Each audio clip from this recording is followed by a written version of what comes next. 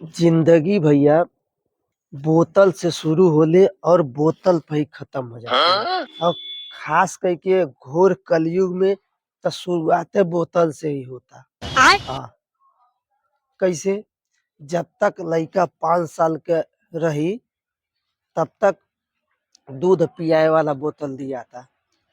और जब बात तो सही 5 है। साल से 10 साल के बीच में आई तब ओके थर्मस लटका जाई, स्कूले लेके जाई, बोतल का पानी पी।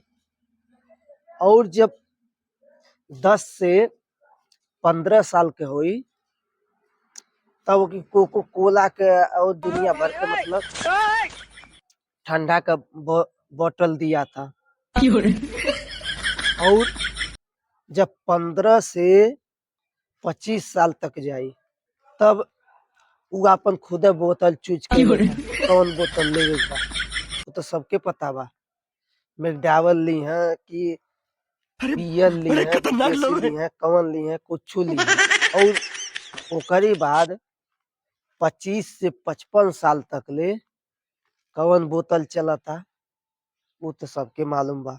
ग्लूकोज वाला बोतल। और कुल बोतलवा तो मान ला मुँहे से पियत रहलो, लेकिन ई वाला बोतलवा ग्लूकोज वाला जवन बा एक नसीम डार के पियावे के पड़ता। ओके बाद 55 साल नो बाद नो नो नो कौनो बोतल नहीं पिए के बा, छुटकारा ही मिल जाता।